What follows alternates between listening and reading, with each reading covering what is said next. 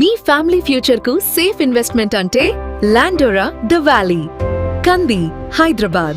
బంగారం వెండి ధరలు రోజు రోజుకు వెరైటీగా మారిపోతున్నాయి. ఒక రోజు పెరిగితే ఒక రోజు తగ్గుతున్నాయి. అసలు అవసరం ఉన్న వాళ్ళు కొనాలా వద్దా, ఆగాలా, వెయిట్ చేయాలా, ఏమీ అర్థం కానటువంటి పరిస్థితి నెలకొని ఉంది. దీనికి సంబంధించి మరింత సమాచారం మార్కెట్కి సంబంధించి ప్రముఖ ఎనలిస్ట్ ప్రశాంత్ గారిని అడిగి తెలుసుకుందాం. ఆయన ఏం చెప్తారో చూద్దాం.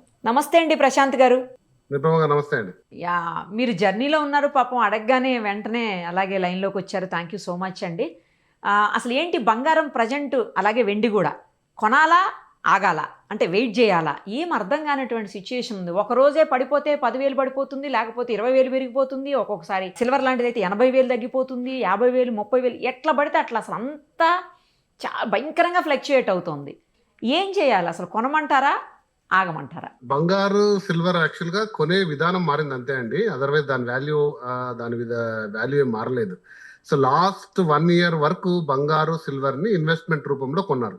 అంటే కొనడము, దాన్ని దాచుకోవడము, తర్వాత కొంచెం మంచి రేట్ వచ్చినాక లేకపోతే కొన్ని ఇయర్స్ తర్వాత వాడుకోవడం లాంటివి జరిగేది. ఈ 2026 మొదటి నుంచి బంగారు సిల్వర్ అనేది షేర్ మార్కెట్ రూపంలో అయిపోయిందండి. అంటే ఈక్విటీస్ రూపంలో ఈ రోజు కొనడం, రేపు అమ్మడం, రేపు కొనడం, 2 days లో అమ్మడం, ఈ షార్ట్ టర్మ్ ఈక్విటీస్ రూపంలోకి వెళ్ళిపోయింది. జనరల్ గా బంగారు సిల్వర్ పెరగడానికి కారణాలు అనేకంగా ఉంటాయి. నేను చాలా సార్లు చర్చించాను. ప్రముఖంగా అమెరికా ఆర్థిక వ్యవస్థ, డాలర్ యొక్క ప్రభావం డెఫినెట్ గా 100% ఉంటుంది. ఎందుకంటే డాలర్ కి కాంపిటీషన్ గా గోల్డ్ ని ఎమర్జ్ అవుతుంది. ప్రపంచ దేశాల్లో యుద్ధ వాతావరణం జరిగినా, డాలర్ బలహీనపడినా, లేదా ఫెడ్ ఇంట్రెస్ట్ రేట్స్ కట్ చేసినా, అమెరికన్ బాండ్ ఈల్డ్స్ తగ్గినా, లేదా ఇన్ఫ్లేషన్ పెరిగినా, ఆర్థిక అనిశ్చితి, స్టాక్ మార్కెట్ క్రాష్, ఇలా ఒక 6-7 కారణాలు మనం చాలా సార్లు చర్చించాం. బంగారు ఇస్ నెక్స్ట్ బెస్ట్ కరెన్సీ. ఇది కాకుండా అమెరికా ఆధిపత్యం తగ్గించాలని బ్రిక్స్ దేశాలు ఏదైతే ఉన్నాయో గోల్డ్ ని ఆల్టర్నేట్ కరెన్సీగా తీసుకురావడం వల్ల గోల్డ్ కి లాస్ట్ 1 year గా ప్రముఖంగా పెద్దపీట వేశారు. సెంట్రల్ బ్యాంకులు కొనడం వల్ల బంగారం అనేది అబ్నార్మల్ గా 80 to 100% గ్రోత్ చూసాం 1 year లో. సో అది స్థిరంగా పెరిగింది, ఇన్ఫ్లేటెడ్ ప్రైస్ కాదు. కానీ 26 మొదటి నుంచి వచ్చిందంతా ఇన్ఫ్లేటెడ్ గా జరుగుతుంది. అంటే ఒక్కసారిగా ఈ షార్ట్ టర్మ్ బయర్స్ అందరూ మార్కెట్ లో ఎంటర్ అయ్యి పేపర్ వాల్యూ పడిపోతుందండి. బాగా గుర్తుపెట్టుకోండి. సో ఇందులో చాలా మతలబు ఉంది. నేను ఒక డీటెయిల్డ్ వీడియో సిల్వర్ గురించి మీకు కొన్ని షాకింగ్ నిజాలు చెప్తాను సిల్వర్ అని చెప్పినప్పుడు. ఎందుకంటే అంతర్జాతీయంగా సిల్వర్ ప్రొడ్యూస్ చేయలేని పరిస్థితుల్లో ఉంది. అంత హ్యూజ్ డిమాండ్ ఉంది సిల్వర్. మరి ప్రైస్ ఏమో 1 లక్ష పడిపోతుంది. ఏంటి ఈ కంపారిజన్ అని ఒక డీటెయిల్డ్ గా మీకు అనలైజ్ చేసే విధానంలో చెప్తాను. బట్ ఈ వీడియోలో ప్రముఖ గోల్డ్ అనేది కాన్సన్ట్రేట్ చేస్తున్నాను. ఫస్ట్ ఈ గోల్డ్ ఏమైతుందంటే, నేను చెప్పినట్టు 26 మొదటి నుంచి స్పెక్యులేటివ్ మార్కెట్, ఈక్విటీ మార్కెట్ లో హ్యూజ్ ప్రాఫిట్ బుకింగ్ చేసుకుంటున్నారండి. అంటే ఎంటర్ అవ్వడము, ఒక రేంజ్ ప్రైస్ వచ్చినప్పుడు కంప్లీట్ గా డంప్ చేయడం. డంప్ చేసిన తర్వాత సాధారణ వాడు కూడా వాడి దగ్గర ఉండే గోల్డ్ ని భయపడి పానిక్ సెల్లింగ్ చేసేస్తారు. పానిక్ సెల్లింగ్ జరిగినప్పుడు మళ్ళీ బై చేస్తారు లో ప్రైస్ లో. మళ్ళీ ఒక అంచనా వచ్చినప్పుడు అమ్మేస్తారు. సో ఇందులో మీరు గుర్తుపెట్టుకోవాల్సింది ఏంటంటే, ఈ ట్రేడింగ్ లో ఎక్కడ ఫిజికల్ గోల్డ్ ఇన్వాల్వ్ కాదండి. పాపం పైనంతా ఈ మార్కెట్ ని నిర్ధారిస్తుందంతా కూడా పేపర్ గోల్డ్. పేపర్ గోల్డ్ అనేది ఈటీఎఫ్స్, వీటిలోనే వాల్యుయేషన్ జరుగుతుంది. బంగారు అనేది బేసికల్ గా, బంగారు సిల్వర్ కూడా అధికంగా కూడా hedge funding, okay, futures and opportunities, వీటి గురించి మీకు ఐడియా ఉంటే ట్రేడింగ్ వాళ్ళకి ఐడియా ఉంటుంది. సో ఇది ఆల్మోస్ట్ ఒక బెట్టింగ్ లాగా అనుకోండి. అంటే ఇంత ప్రైస్ వస్తుందని ఒక బెట్ కింద పెట్టడము, అంత ప్రైస్ వస్తే క్యాష్ చేసుకోవడం, లేకపోతే డౌన్ కావడం. యాక్చువల్గా ఇక్కడ ఫిజికల్ గోల్డ్ ట్రాన్స్ఫర్ చాలా తక్కువ ఉంటది. సో ఈ మార్కెట్ అనేది చాలా 2026 లో హై ప్రైస్ లోకి వెళ్ళిపోయింది. ఈవెన్ సిల్వర్ కూడా యాక్చువల్ గా అంత మొత్తం షేర్లు కొన్న హోల్డర్స్ మాకు అంత సిల్వర్ ఇచ్చేయండి, నాకున్న యూనిట్స్ కంటే ఇచ్చేంత ఫిజికల్ సిల్వర్ లేదు, ఇచ్చేంత ఫిజికల్ గోల్డ్ లేదు. కానీ ఈ ట్రేడింగ్ అనేది డెఫినెట్ గా కూడా ప్రైస్ ఇంపాక్ట్ చేస్తుంది.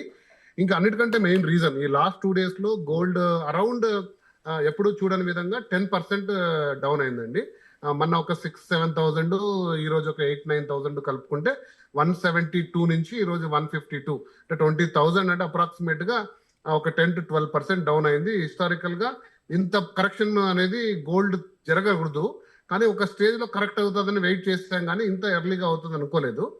దట్స్ బికాస్ ప్రాఫిట్ బుకింగ్ చేసుకుంటున్నారు. బట్ ఇంకోటి ఏంటి అంటే, ప్రముఖంగా మనం డిస్కస్ చేసిందే, ట్రంప్ తీసుకొచ్చిన new fed governor Kevin Marsh ఎవరినైతే జెరోమీ పవల్ ని రీప్లేస్ చేసి తీసుకొచ్చారో అతను వచ్చిన తర్వాత డెఫినెట్ గా ఫెడ్ లో ఇంట్రెస్ట్ రేట్స్ కట్ చేస్తారు, డాలర్ ని ఖచ్చితంగా బూస్ట్, డాలర్ అనేది పడిపోతుంది, బంగారు పెరుగుతుందని మేమందరం కూడా అంచనా వేసాము. దానికి భిన్నంగా వారు తీసుకుంటున్న నిర్ణయాలు కానీ పంపుతున్న సిగ్నల్స్ కానీ డాలర్ ని ఇమీడియట్ గా స్ట్రెంగ్త్ చేసే అభిప్రాయంలో ఉన్నారు. అందు గురించి మీరు చూస్తే డాలర్ ఇండెక్స్ వాల్యూ ఎప్పుడు లేని విధంగా ఒక 1% చేంజ్ వచ్చి 98, 99 దగ్గర ఇండెక్స్ వాల్యూ అంటే బాస్కెట్ ఆఫ్ కరెన్సీస్ లో డాలర్ కొంచెం వాల్యూ పెరిగింది. తర్వాత డాలర్ బాండ్ కూడా పెరిగింది. So when ever this will happen gold will automatically correct అండి. ఎందుకంటే ఇక్కడ ఇన్వెస్టర్లు ఎవరైతే ఉన్నారో వాళ్ళు ప్రాఫిట్ బుక్ చేసుకున్నాక ఏం చేస్తారంటే తీసుకెళ్లి మళ్ళీ ఫెడ్ బాండ్స్ లోనే పెట్టుకుంటారు. That is the most safest bet. Gold and fed bonds లోనే ఎక్కువ పెట్టుకుంటారు, ఫెడ్ బాండ్స్ లో ఎక్కువ పెట్టుకుంటారు.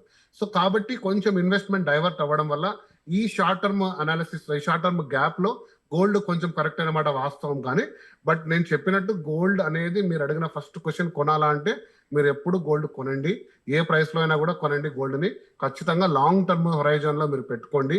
ఈ రోజు అయితే ఇంకొంచెం తగ్గింది కాబట్టి మీరు అఫర్మేటివ్ గా కొనండి. గోల్డ్ వాల్యూ అనేది లాంగ్ రన్ లో అంటే మీరు ఒక కనీసం 12 to 18 months హొరైజన్ లో చూడండి.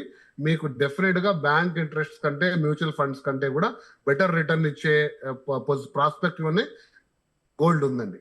కానీ అలా కాదు, ఇప్పుడు చాలా ఎక్కువ తగ్గింది కదండి, అందుకని ఏంటంటే అందరిలోనూ మళ్ళీ ఇంకా తగ్గుతుందేమో, ఇంకా తగ్గితే కొనుక్కోవచ్చు కదా అన్న ఆలోచనలో ఉన్నారు, అందుకు అడిగాను. డెఫినెట్ గా ఐ థింక్ మంచి క్వశ్చన్ అడిగారు.